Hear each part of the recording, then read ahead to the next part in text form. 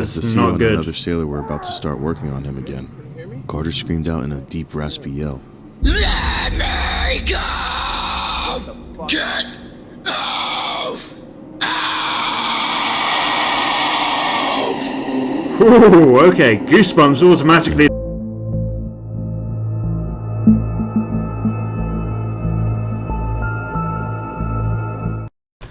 What is up YouTube, Scarido here, and welcome to another reaction video. So today we are doing episode 3, 4 subscriber horror stories by Daily Dose of Creeps.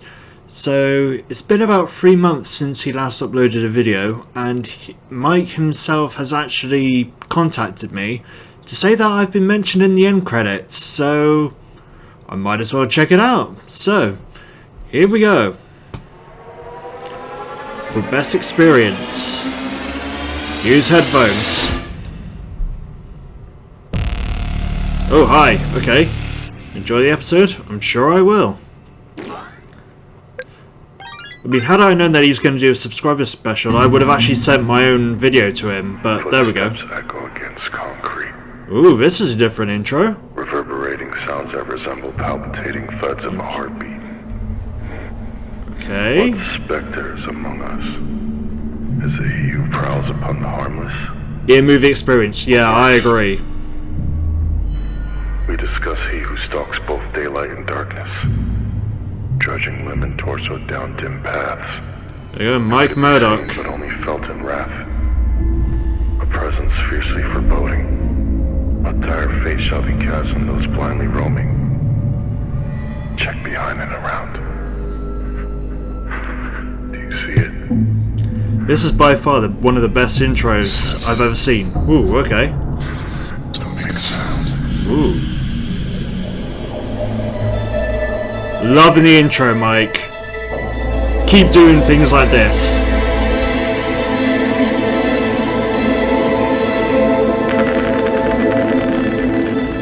Now that is one hell of an epic intro, man. Do that for like all your future episodes, man. Alright, so let's see the 4 stories then. 4 subscriber horror stories. This is Daily Dose of Creeps. Welcome to episode 3, 4 subscriber horror stories. If you'd like to submit your own story for review, go to the About section on this channel. There you'll might find just my do email that, address and actually. all other social media links. Also, quickly before we start, I'm trying to join the YouTube partnership program. Can't blame I'll be you. eligible for this once I hit 1,000 subscribers and 4,000 public watch hours. You're not Pretty far sure off we it, can do man. this by next month. Helping me reach this goal would mean more videos, and more importantly, higher quality videos. All you need to do to help is to watch to the end of the video and subscribe if you haven't already. Likes are also very much appreciated. Yeah, I mean, you've already Let's got quite a begin. few likes already from what I've seen. Story 1, Story Close to 1. Death. Close to Death. Submitted by Margaret Callow. On June 11th, 1969, I was pregnant with my daughter Rosa. The pregnancy was not an easy one, but I was due soon and I could not wait to see my baby. This was my 4th little girl and I was very excited to meet Wow, her. 4 kids, okay. While tending to the other 3 rugrats, I went to the bathroom for the 100th time that day. I noticed that something wasn't right. I was bleeding. Ooh, that's not a good sign. Obviously shaken by this, I immediately called my doctor.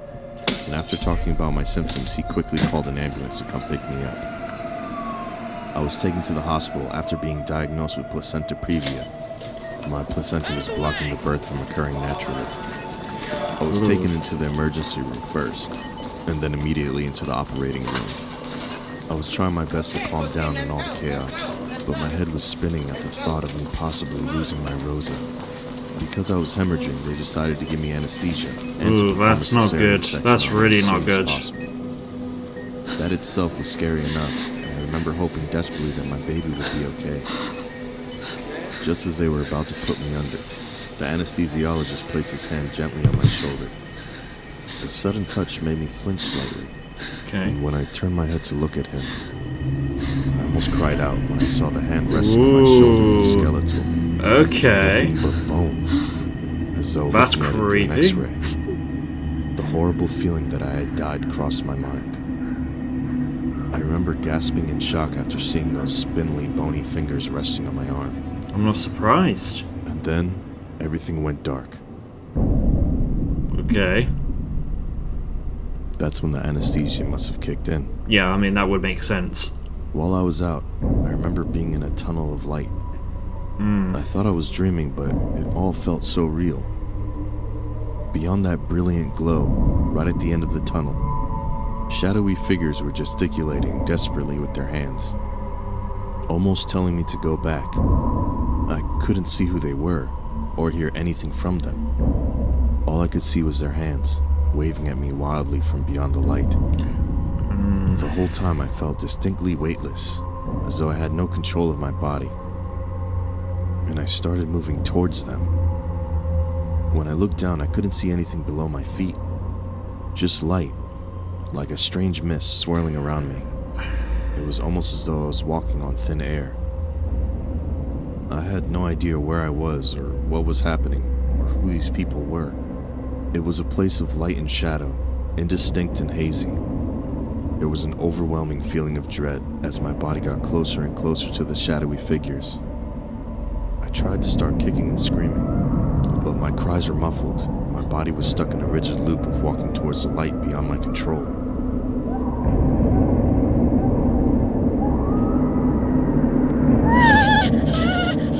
Then, as quickly as a flip of a switch, the next thing I knew, I woke up in recovery. The nurses all looked very grave, and the doctor told me afterwards that I had been very close to death, and that it was a miracle that me and the baby managed to survive. That whole It was sequence, probably just the anesthesia that caused those dreams. I've but had a few times at the time, it was myself. very scary. A little Now close I to can't home on forget that the one. experience. I have to wonder if perhaps it was something more. Yeah, like that type of whole dream sequence, even the screaming bit, has happened to me a few times, but like when I've woken up, Story I two. haven't actually screamed, so The Man that's in the been Cab. reassuring. Submitted by Cynthia Rodriguez. This happened to me sometime in the 80s. I was working as a hairdresser in downtown Wall Street, and it was always a nightmare trying to flag down a yellow cab, especially one willing to take me home. All the If way there's one down thing to I've learnt Washington Heights, about 191st America, and just Wadsworth. don't get in a cab. As soon as you told them you were going all the way uptown, they just drove off. Your best bet of getting a ride was just to open the door and get in before they could ask where you're going. So that's what I did one night after work. It must have been around 10 o'clock, and it was pretty dark outside. The moment the cab pulled up, I slid into the back seat and told the driver where I was headed. As I predicted, he seemed upset about having to go all the way uptown, but I ignored him. I pretended to fuss with my bag, so he just started driving. Yeah, I've had so many cab stories. I mean, I've been quite lucky that whenever I've gone into a cab, I've never had this happen to me. Despite the lack of traffic at this time. We'd barely reached West Side Highway when he started jerking the wheel left and right. He was saying he was having trouble with the car. Yep, Needed to pull over and check bullshit. under the hood. I couldn't hear anything wrong with the car. I thought it was really weird the way he was moving the wheel like that. At this point, I was starting to feel somewhat uneasy about the whole situation. Yeah, you're kind of screwed. Especially since he pulled over on a completely deserted road, out of sight of the main highway. He got out of the car and opened the hood while I waited in the back. I looked to my left and I noticed a group of prostitutes walking down the sidewalk, and they all seemed to be on something. They They usually look like are, zombies. apparently. After that, I noticed a beat-up old car moving very, very slowly past us. This isn't the area I wanted to be in. I don't think anyone wants to be in an area like that. After a few minutes, I leaned forward to see what was taking him so long. What happened next sent chills down my spine. Right. Through the front window, I could see the man crouched down, looking straight at me. Ooh. He wasn't working at all. He had just been staring at me this whole time. At that point, I got the horrible suspicion that this cab driver was not quite who he seemed. Considering that this is the point of... Oh, great. Well, we'll let that buffer for a moment, because my internet's suddenly gone. But considering that this is obviously the story of a woman that this is happening to, you just know that there's going to be a problem. So I'll be back when this has actually decided to buffer. Okay, so my internet's now come back, so let's just carry on. I quickly began to brainstorm about how I was going to get away. There was nowhere to run, so I just made a quick plan. The next car to come by, I was just going to jump out into the street and call for help. Could be dangerous, could be just as dangerous to be fair. What might happen if I stayed alone with this strange man? Someone must have been watching over me, because as soon as I had that thought, I saw lights coming down the road. I grabbed my purse and I swung open the door and stepped out.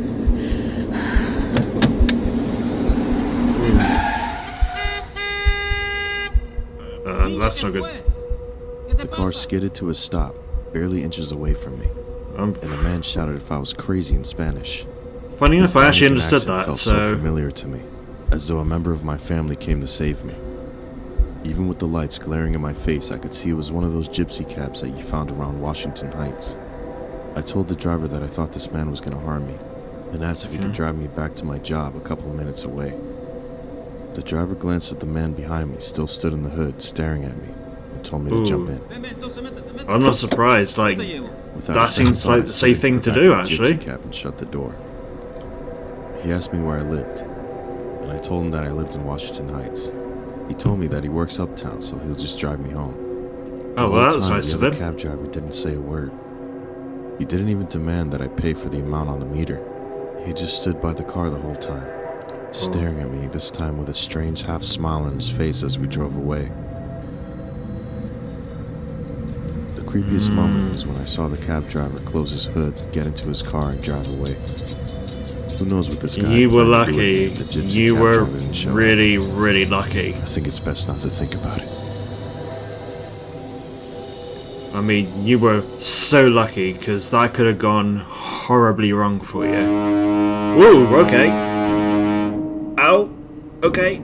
Story 3. Navy one, okay. Submitted by Mateo R.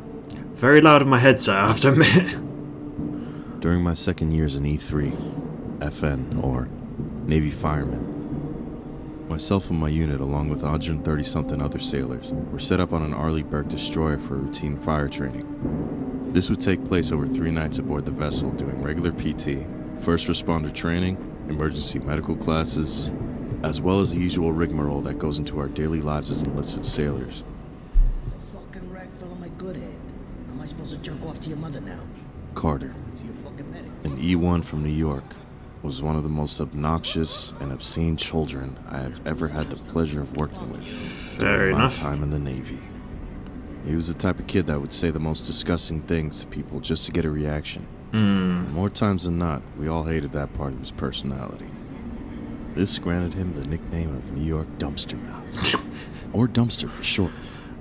But as Seems luck would have it, appropriate, can't question really mark? do much about a person's shit personality if he can perform his job well enough to keep himself in the ranks. Well, true. My drill instructor would say, embrace the suck, rather than bitch about it.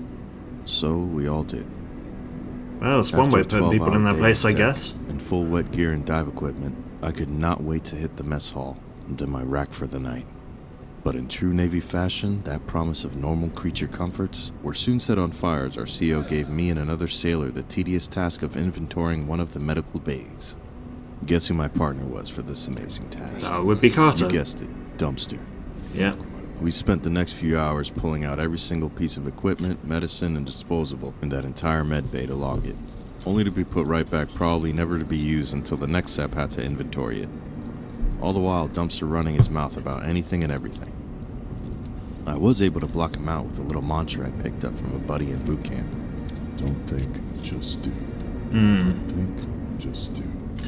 Probably I one of the must have best said it advice the you right can time give that someone. night. As the evening dragged on, mantra in my head and the raspy New York accent of Carter rattling on, something broke the haze of the trance I was in.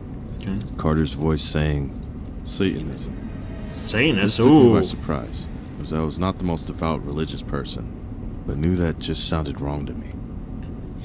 What are you talking about? Carter began explaining he was involved in some congregation of people who practice this cult-like faith, and how he saw things Okay. of a dark nature. I was interested mainly I mean, I because guess didn't we know all much kind of about do it, at times, but but also because I just wanted time to pass by. Also, it was Dumpster. I figured as usual he was just trying to get a reaction out of me. Oh, But well, something about that true. conversation was different, though. He seemed so calm about it all. Not bragging or boasting. Almost like this was the first time he had ever told the truth about anything in front of another human being. That is a concern. Finally, after a full belly and lukewarm shower, I was ready to slip into an exhaustion coma for the next few hours until PT the next morning. I woke up to what sounded like a large pillow full of sand falling onto his cement floor. When I staggered to my feet, I could see and hear a bunch of people shuffling over to the opposite side of the sleeping quarters. It was Carter. He was in a full seizure. Oh, shit, Mouth okay. foaming and his body was thrashing like he was on fire. All of us I've seen allowed my the fair first share two of men that got those. to him work to stabilize and assess what steps to take next. Another 2 men went to grab our CO, commanding officer, and some supplies at the med bay. As quick as it started, it was over. He just went limp. 10 straight minutes of resuscitative actions did nothing for Carter. Damn, No okay. pulse, no breathing, no reaction to light on his eyes. All I could think was that he was so young. His poor mother. We all worked to get his now lifeless body onto the transport gurney, to have him taken off ship. As we all spoke in muffled silence about what had happened, and all of our own medical diagnoses of what occurred. Suddenly, Carter's body started shaking violently again. Ooh, okay. He was thrashing so hard that one of his tie-down straps gave way and snapped like an old rubber band.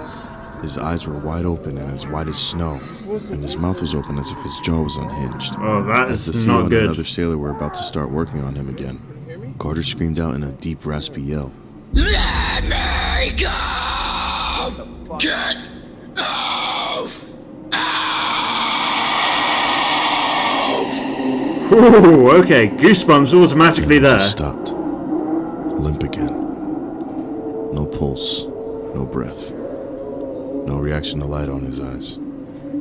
Just like the first time. Whew, that gave me serious goosebumps.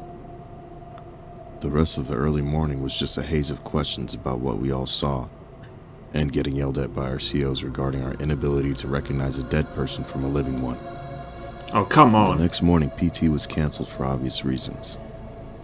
But we were assured that the rest of our training would go on as usual, after the mess has been cleaned up.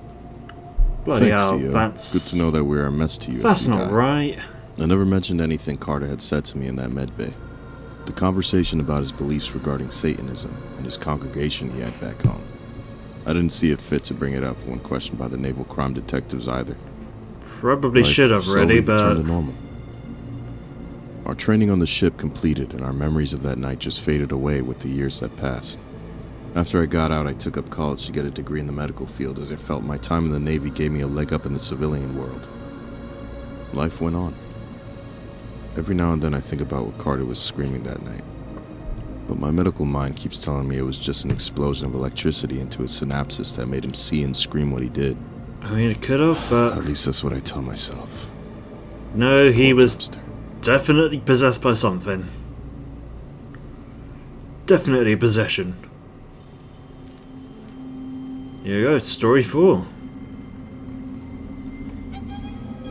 Story 4. The Shadow Man. The Shadow Man. Okay.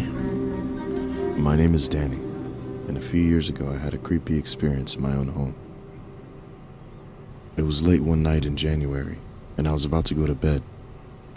There was a storm threatening on the horizon, and the weather had predicted snow, so it was likely school would be canceled the next day. I spent an hour or so watching videos on YouTube until I started to feel tired, so I decided to call it a night. I took my headphones off and got up to close the closet door since it was slightly ajar. Okay, so a literal walking down the stairs scene, okay.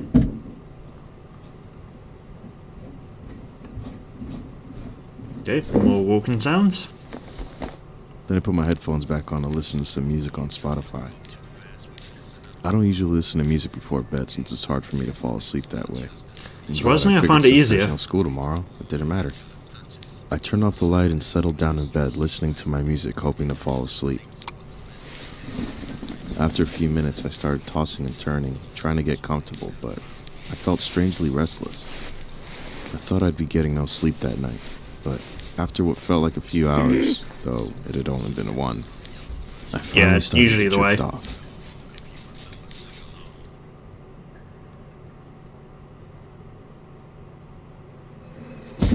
Ooh. Barely an hour later, I jolted back awake. Something had woken me up, but I wasn't sure what. It took a moment for my eyes to adjust to the darkness, and then I saw someone. In the corner of the room was a silhouette, tall and gangly, as though a person was standing there. Yeah, that's Panicking, I not a jumped out good of bed sign. and ran out of the room without looking back, slamming the door behind me and heading straight to my parents' room. Okay, that's a good idea. I shook my dad's shoulder to wake him up, and he looked at me groggily, asking what was wrong. Daddy, wake up. What's the matter, baby? There's someone in my room. I tried telling him what I saw. Almost as soon as I said it, the hallway light switched on outside the room. Ooh. For a couple seconds, we both stared at the hallway. Frowning, my dad got out of bed and told me to wait there while he went to go switch it off. I ended up following him anyway. As we stepped out into the hallway, we both saw it. Ooh. The shadow figure from my room. It must have been about 7 feet tall, Jeez. towering over us, featureless. We were both frozen in fear, even after it disappeared. Ooh. Then when I was finally able to move, I turned to my dad and asked him if he saw what I saw. He told me yeah, but that it was probably just the lighting acting up and that he would check it in the morning. That is He not said the I'd go to light his room acting if I up. felt too scared to sleep alone. So I did, up until I felt like the coast was clear. I headed back to my room. By this point I was exhausted and I fell asleep as soon as I hit the pillow.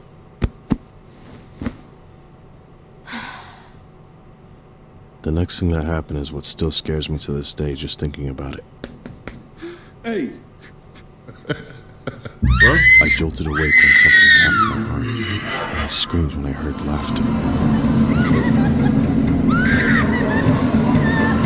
What the? Then I woke up again. I was covered in sweat and my head was fuzzy. At that moment I realized it was a nightmare. All of it. At Okay. least I thought. It was so confusing, but I was desperately thirsty. So I got out of bed and went downstairs to get some water and a snack from the kitchen. Possibly a safe-ish thing to do, maybe? Depending on time in the morning, I'm guessing?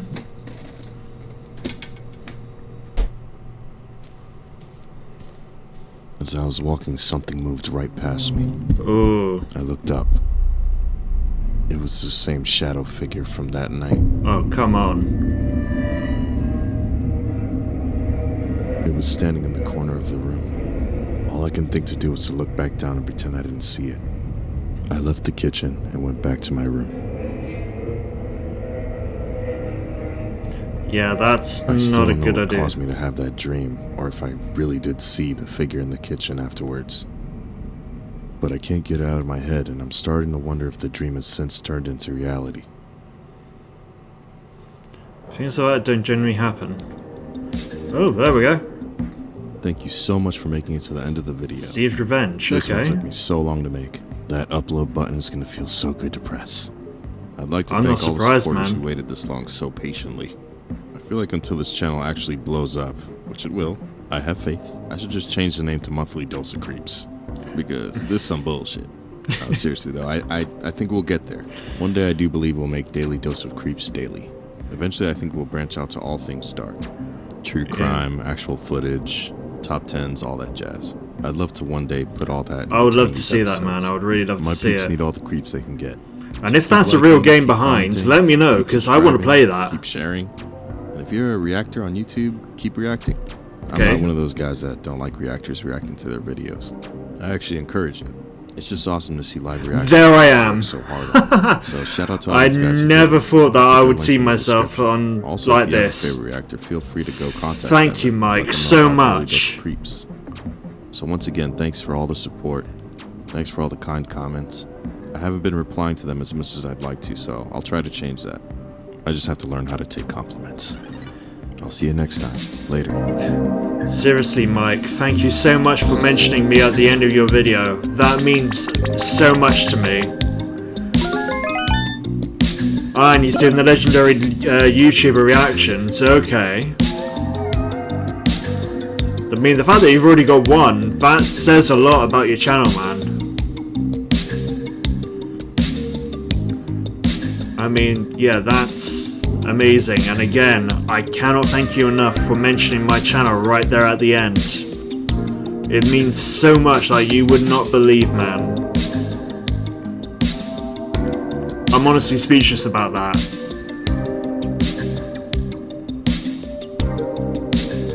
Seriously, man, thank you.